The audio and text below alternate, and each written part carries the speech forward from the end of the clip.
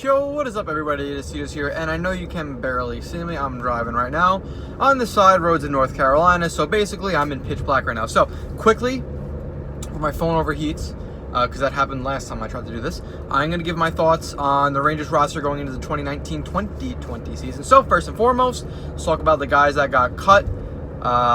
So Chytil and Kravtsov did not make the cut. People are upset about this. Some people are, but I've noticed I'm kind of surprised. A lot of realists, a lot of like genuine people reading into this. Like look, I'd rather have Michael Haley and Greg McKegg as the 12th and 13th forwards than Chytil and Kravtsov as the 12th and 13th forwards. Like, I'd rather Chytil and Kravtsov get big minutes in Hartford, you know, top line power play, just doing everything down there for the first couple of weeks of the season when the Rangers only have like 3 games the first 2.5 weeks. So I'd rather them just be booling and tearing it up in the minors than, you know, playing 5 minutes a night in the NHL. We're not doing them any favors by doing that. They're young guys. Chytil's 20 and Kravtsov's 19. They are puppies. Let them develop. Now, one thing I will say about this, I'm pretty disappointed in Filipino, and I love Filipino. I love him to death. One of my favorite players. But definitely disappointed in him, man. I mean, it's his 3rd year in the league, and this is the first time he did not make the Rangers out of camp. So he's 2 for 3. But he came in, we kind of thought he was going to be our second-line center behind Zibanejad, and it just wasn't to be. I mean, he didn't look...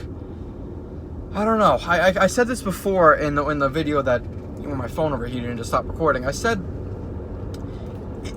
it almost looked. I hope it wasn't a matter that he was trying and just wasn't performing, and it was more so he just wasn't prepared. Because if he was prepared and was trying, then man, did he taken a bit of a step back, or is just having a really slow start.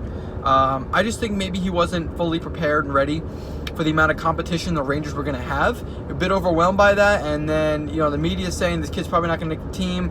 Young guy, might be a bit of an impressionist, and it was like, might have played into his head a little bit. But nonetheless, I fully expect Chytil and Kravtsov to just absolutely eat the first couple weeks in Hartford, and then they'll be in the NHL before you know it. I don't see a reason why they wouldn't be. Talking defense, Lindgren did not make the team. Not really much of a surprise. I mean, Hayek's definitely more ready than Lindgren. With that being said, I think Lindgren is on probably 50% of the other NHL teams. Is this 6th defenseman? I think if Lindgren wasn't as young as he was, he would be the Rangers' 7th defenseman. But because he's young, we want him to develop. Rather than him play big minutes in the minors than just be the 7th guy in the NHL. It just wouldn't make sense at his age. But yeah, definitely would crack a lot of teams' top 6s. Shesterkin gets sent down. Not a big surprise there. Let him play the big minutes. He's the better prospect. Give him more. Like, he's a better prospect over Georgiev. Let him play more minutes. Let him skate more in the minors than he would in the NHL. It's worth his time down there doing that. All right, so now let's jump into the team. So, the forward lines right now you have... I'll get to turn on the AC. It's actually kind of hot. It's 82. It's 8 o'clock at night. And it's still freaking 82 degrees. It's going to be 94 tomorrow in Charlotte. Ugh. All right, so... we'll go through let's do the defensive pairs first. So I saw Shea Trouba as the top pair, Staal DeAngelo as the second pair, and Hayek and Foxy as the third pair. Top pair, love it, Shea and Trouba. I mean, I'd love to say spread the wealth, but I think it works out best this way, because if you play the spread the wealth card, it just gets a little bit too confusing. I think Shea and Trouba work well together. They're really good friends, and they're our 2 best defenders, so they should be on our top pair. So I'd love that top pair. I think, honestly, it's heads and tails better than Shea and McDonough, because Shea and McDonough, you get 2 lefties. At least with Trouba, you get the righty. And Trouba's a lot more physical than Ryan McDonough was. Not nearly as good of a skater as Ryan McDonough is, but I think Trouba excels in other categories, and physical ability, like knocking guys off the puck with his reach. And I think he's got a way better shot than McDonough too. But yeah, that's all I'm gonna say there. Second pair with Staal and DeAngelo. They worked well together last season. I mean, it stinks to have Staal in the second pair, you know, at his age. I still think Staal's an NHL defenseman. I still think he's like a 5th or 6th guy. But just the way we're loaded right now with veterans and young guys, we need the veterans at the top of the line to work with the young guys. I don't mind having with DeAngelo. It works hand in hand. And DeAngelo's offensive. He jumps up on the play. Staal does not jump up on the play. He's very defensive. He's laid back. It works perfectly with Tony DeAngelo. Now, bouncing off that with Libor Hayek and Adam Fox, it's the same thing. It's the same thing as Stahl and D'Angelo, with Hayek being the stay-at-home guy and Fox being the jump-up-and-play guy. The only difference is, Libor Hayek's not very experienced in the NHL. I think he has, 8 games of experience, 9 games of experience. He's a puppy, very young.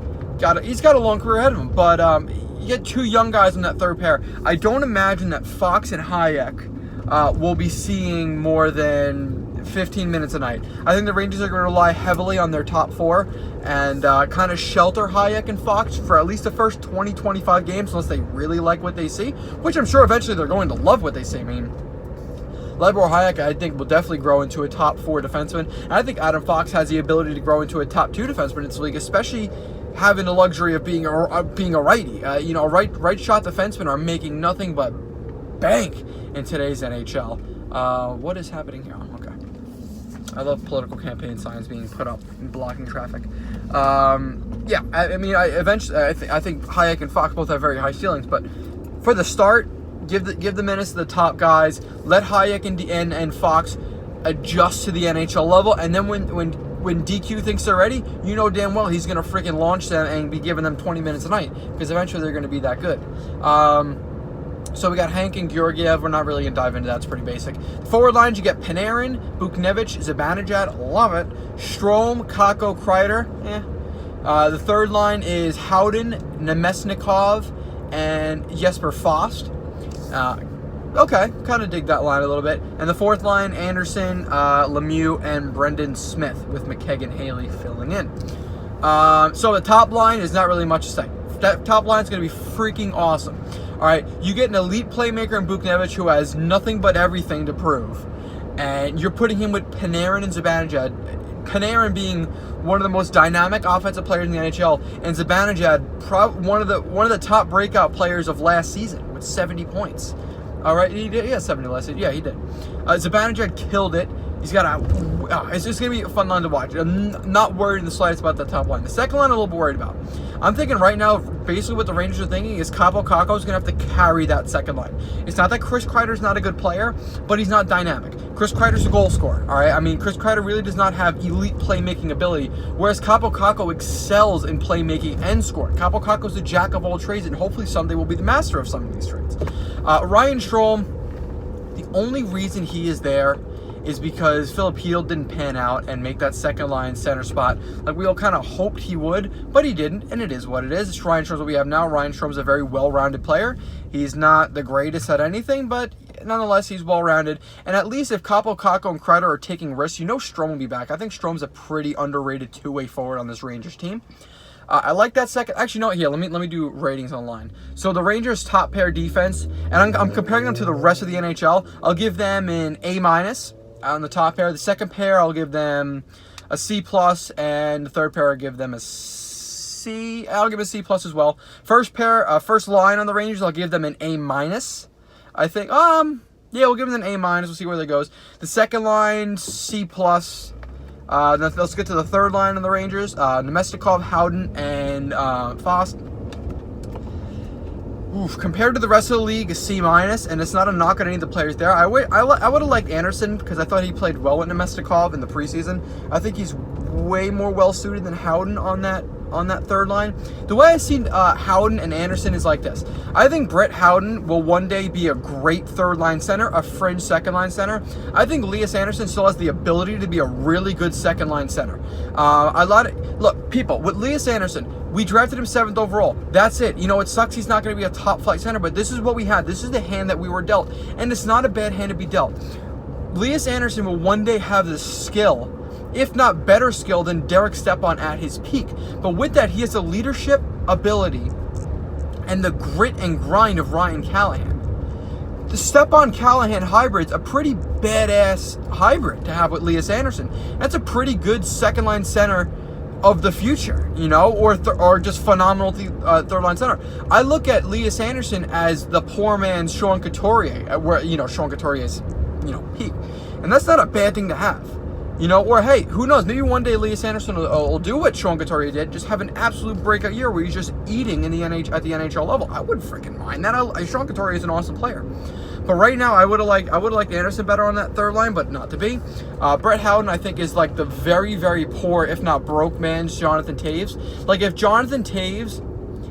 what Jonathan Toews is as a first-line center, put that at the same level as a third-line center. I think that's what Brett Howden will eventually be as a third-line center. I don't think he'll make it as a fourth-line center in the NHL. He's got too much offensive upside and not enough defensive upside yet. Now, with that being said, I do think Brett Howden showed this preseason that he's adjusted to the fact that he's not going to be a first or a second-line center in the NHL that's putting up 60, 70 points and is playing in all scenarios. Like when he was drafted out of Moose Jaw and was absolutely killing it, especially in his or is it Moose Jaw or Spokane? Either way, he was I think it was the Moose Jaw Warriors, but he was killing it. I mean, the kid looked like just an absolute unit out there. No, that's not to be, and it's fine. It's fine. He's going to be a phenomenal third-line center when he peaks. Like I said, the Jonathan Toews of third-line centers, which is not a bad title to have, in my opinion. Just right now, yeah, I don't know. I think Howden's going to have a good year. I mean, he came out of the gate so winging last season. He kind of slowed off after that, but he looked good in the preseason. I think we're going to like what we're going to see. Jesper Fast is an awesome player. I'm going to put Nemestikov. Oh, yeah, we'll do Nemestikov first. Great skater, good offensive instincts, pretty good defensive instincts. The guy can play anywhere, left wing, center, right wing. He can play anywhere in the lineup. Not a bad guy to have. I wish we would have traded him to make space for Krafts over Hedel, but it is what it is. This is what we have now, and I don't mind it. Nemestikov is a player you can win with. Maybe not at $4 million a year, but he's a player you can win with. Jesper Fast, jack of all trades, master of none. The guy can kill penalties. He can play anywhere on the lineup. You can put him on the power play, put him in front of the net. You can put him on the penalty kill, anywhere. Jesper Fast is freaking awesome. I'm sure we're going to see him and Nemestikov up and down the lineup all season long. Having him on the third line is not a bad thing. I think on a phenomenal team, like a Stanley Cup winning team, Jesper Fast is a fourth line winger, but he's on our third line. That's not a bad thing. Jesper Fast had his best offensive season last season. Hell to the yes. And he's a righty. Put him on that third line, you never know what might happen. So C- for the third line. Now for the fourth line, you have Brendan Smith on the right side. Yuck. You have Brendan Lemieux on the left side and Elias Anderson as your center. With McKegg and Haley as the extras. I think the Rangers' fourth line can get a B-. It's going to all depend on how they all play and perform. The reason I say B- is because you have offensive skill, you have defensive skill, and you have a lot of grit on that fourth line. Greg McKegg was an awesome surprise. I got to see him a lot for the Charlotte Checkers last season. You know, the team closest to my house, 15-20 minute drive. Greg McKegg, I'm a little upset didn't get the spot over Smith. I would have much rather seen McKegg play than Brendan Smith on the fourth line, but it is what it is. I think he'll be a great fill-in player. Same thing as Michael Haley. I don't know why people complain about him. He's a gritty player. He works his freaking ass off. If we ever have to put him in the lineup, he plays 6 or 7 minutes. It'll be 6 or 7 quality minutes, and then you won't see him again. He's not going to be a liability in any means because he's not going to be put in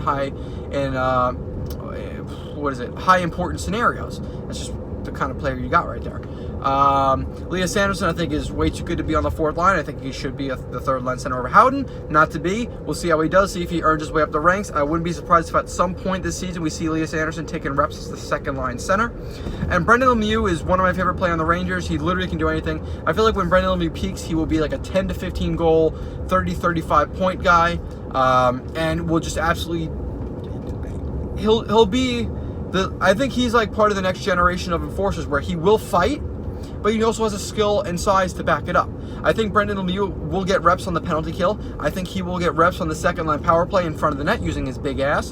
And I think he's going to be an awesome forechecker. And I'd like to see how David Quinn and the Rangers coaching staff develops Brendan Lemieux, because I think there's a lot of room for improvement in a lot of areas there. I think when Brendan Lemieux was first entering the league, when he was traded from the Buffalo Sabres to the Winnipeg Jets in the Evander Kane deal, that he was seen as a guy that can jump in as a middle six forward and be a 15 to 25 goal guy. That's definitely not the case anymore. We kind of see where he's at in the NHL, at the NHL level, and I don't see him as anything more than a 10 to 15 goal, 30-35 point guy, which is not a bad thing by any stretch of the imagination, especially considering the fact that we kind of got him as a luxury.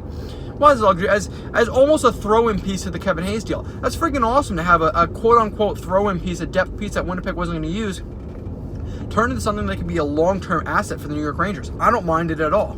So that's why I'm giving that fourth line the B-. I really like the Rangers' fourth line, and I like the parts that we have to bring in to replace them. McKegg and Haley are nothing. They're not players you can, to sniff at if they're your 12th, 13th, and 14th forwards. It's not a bad thing to have. So yeah, that's basically my assessment at this point. I'm not really going to review the Hartford Wolfpack because I think the Wolfpack are going to be all over the place this year. I don't think they're going to be very good, but I do think we're going to see a lot of the Hartford Wolfpack players making their way onto the Rangers roster throughout the season, with a lot of young guys being here and, you know, injuries happen. So yeah, that's basically all I've got to say. You guys comment below. What are your thoughts on what I said? What are your thoughts in general? Tell me what you think was going to happen with the Rangers season. Rate the Rangers line first or fourth. Rate the Rangers defensive pairs. Rate our goaltending team. Tell me all these things. I want to hear you guys talk. I'll try to reply to all your comments. And game 1 tomorrow night, guys. Let's get it. I'm actually driving home from school right now. About to go watch the Senators versus Toronto Maple Leafs. So yeah, till then, thank you everybody for watching the video. I hope you enjoyed watching because I certainly enjoyed making it. And if you're taking everything I just said, you do not need hearing aids. Congratulations. I will see you all in the next one. Peace.